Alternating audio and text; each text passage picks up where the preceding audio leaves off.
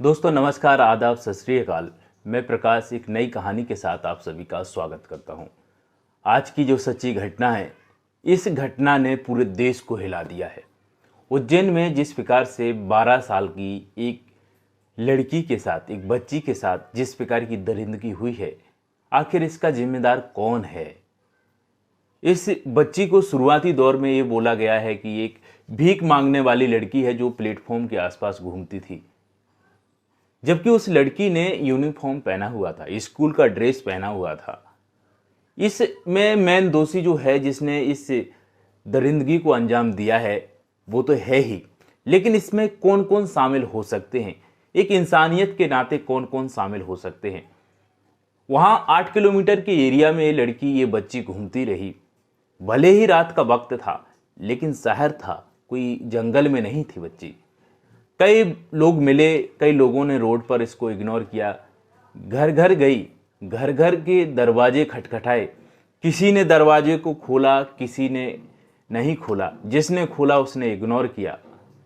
और यदि कोई बड़ा होता तो उसकी भी हेल्प कर देता। ये तो बच्ची थी, बच्ची कोई धोखा नहीं देती, कोई चोरी करने वाली लड़की नहीं थी, खोल देना चाहिए था।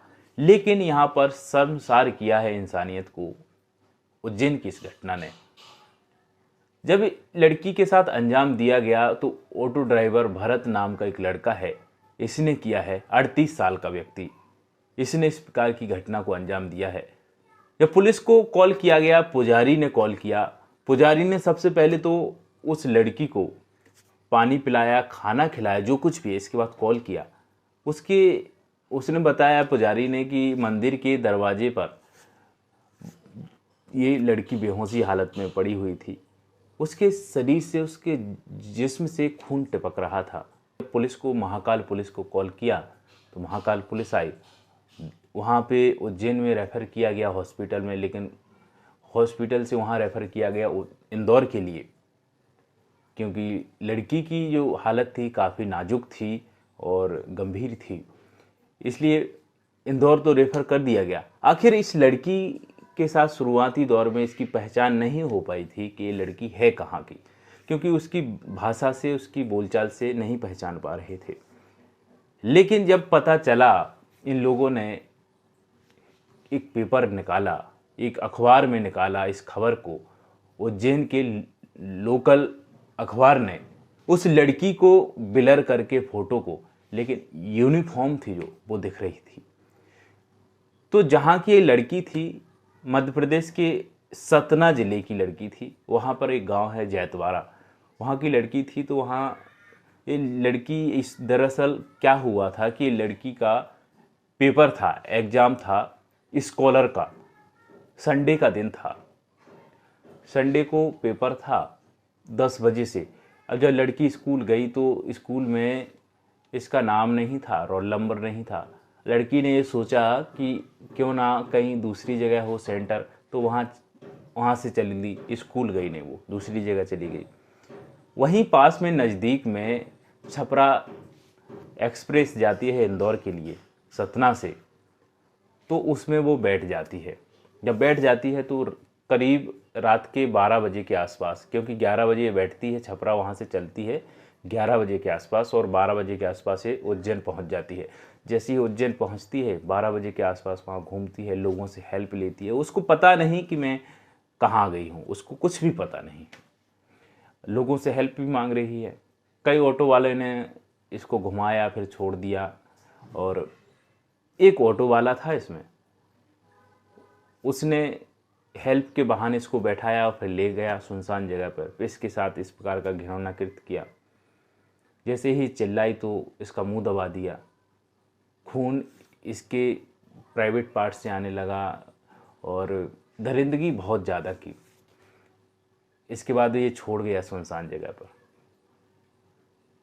तो वो लोकल अखबार में, उज्जैन के एक अखबार ने निकाला इस लड़की के फेस को ब्लर करके। तो इनके दादा दादी को उस समय जब गायब हो गई, शाम तक घर पे नहीं लौटी स्कूल से, तो फिक्र होने लगी। दरअसल परिवार में कोई नहीं था लड़की के, पिताजी थे और भाई था। लड़की की इससे पहले एक्सपायर हो चुकी थी, और दादा दादी, इसके दादा जाते हैं शाम को रात में कि मेरी लड़की, मेरी बच्ची, मेरी नातिन अभी लौट कर नहीं आई है, स्कूल से गुमशुदा है, खो गई है, पता नहीं क्या हुआ है। तो वहाँ पर जो वहाँ की पुलिस है, उस इस एरिया की, वो थाना है, वहाँ पर एक महिला कांस्टेबल थी, और वो बोलती है कि वो अपनी इच्छा से कहीं चली गई होगी लड़की, उसका वेट करिए कल तक का। एफआईआर नहीं लिखती है पुलिस। आखिर एमपी पुलिस भी इसमें जिम्मेदार है कि किस प्रकार की लापरवाही की गई। जब सुप्रीम कोर्ट ने ये बोला है कि जब भी किसी लड़की से संबंधित मामला हो, कोई बच्ची से संबंधित मामला हो, तो सबसे पहले किसी भी पूछताछ से पहले उसकी एफआईआर लिखी जाए, ऐसा नहीं किया गया। एक दिन ये बोला गया है कि अगले दिन आना, वेट करो, आ जाएगी रात, फिर दूसरे दिन भी नहीं आई, फिर परेशान हो गए लोग। फिर एफआईआर लिखी गई मंडे को, और मंडे को इस प्रकार से एफआईआर लिखी, सिर्फ खाना पूर्ति के लिए, किसी भी प्रकार से तलाशी नहीं ली गई। जब यहाँ पर ये हालत में लड़की पुजारी को मिली, तो पुजारी ने कॉल किया महाकाल पुलिस स्टेशन को उज्जैन का, और बताया कि हालत गंभीर है लड़की की। जब पुलिस वहाँ पे गई, देखा तो ब्लड शरीर से आ रहा था और हालत ठीक नहीं थी, तो उज्जैन से रेफ़र करके इंदौर भेजा गया। इंदौर में वो उसकी जो काउंसलिंग लेने वाले हैं उससे पूछताछ की गई। लड़की काफ़ी नाजुक गंभीर थी, तो बताने में सक्षम नहीं थी। दूसरी बात यह है कि लड़की की जो भाषा थी, बोली थी, वो बघेली थी, तो समझने में भी सक्षम नहीं हो पा रहे थे। जब बच्ची ने अपने माँ बाप का, अपने पिता का और अपने दादा का नाम बताया, तो दादा का नाम और पिता का नाम इन लोगों ने साथ ही में लिख लिया था। यहाँ पे भी लापरवाही बरती गई।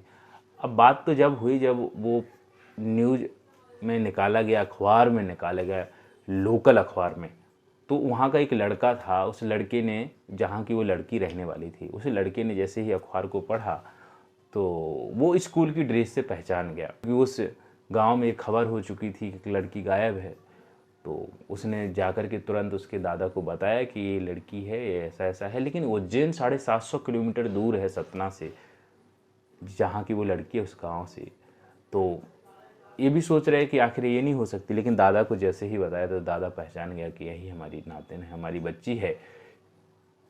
फिर इसके बाद जब पता चला, लड़की अब इस हालत में है, ठीक है, खतरे से बाहर है, लेकिन लड़की के साथ हैवानियत हुई है। आखिर इसके साथ इतनी दरिंदगी की गई कि इसके साथ जो ऑटो वाले ने दरिंदगी की, वो एक दूसरा ऑटो वाला भी था। उसने इस चीज़ को छुपाया पुलिस से। जब पुलिस से छुपाया, पुलिस ने पूछा तुम्हें पता है, तो वो बोलता है हमें कुछ भी पता नहीं है। जब उसकी ऑटो में चेक किया जाता है तो उसकी ऑटो के शीट पर भी ब्लड था, तो उसने भी एक प्रकार से क्राइम किया है। वहाँ पर जितने भी लोग थे उस 8 किलोमीटर के एरिया में, उतने दर्द में, उतनी पीड़ा में, खून टपक रहा लड़की को, बच्ची को, और सभी से वो गिड़गिड़ा रही है, रो रही है, जो भी मिलता है इग्नोर करता है, और उसकी हेल्प नहीं की गई। अंततः वो बेहोश होकर गिर जाती है दरवाजे पर मंदिर के। वहाँ पुजारी देखते हैं, तो पुजारी उसको कुछ खिलाते हैं। खिलाने के बाद पुलिस को भी इन्फॉर्म करते हैं। आखिर इंसानियत मर चुकी है। और दोस्तों, ये सच्ची घटना है मध्य प्रदेश के उज्जैन शहर की। सतना की रहने वाली बच्ची कैसे पहुंच गई उज्जैन, और उज्जैन में पहुंची तो किस प्रकार से दरिंदगी दिखाई गई। क्या इन लोगों का ये हक नहीं था कि कोई बच्चा खो गया है, छोटा बच्चा, एक नन्ही सी बिटिया, उसकी हेल्प की जाए?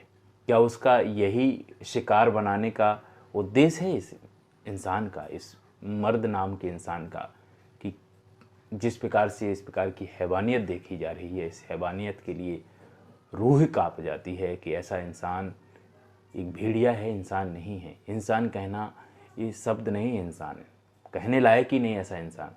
दोस्तों, कहानी सुनाने का यही उद्देश्य है कि जागरूक रहें, सतर्क रहें, अपने परिवार का अपना ख्याल रखें, और इस प्रकार की दरिंदगी से बहुत दूर रहें, अपने परिवार को भी रखें। अगली कहानी में मिलेंगे। तब तक के लिए अपने परिवार का ख्याल रखिएगा। नमस्कार।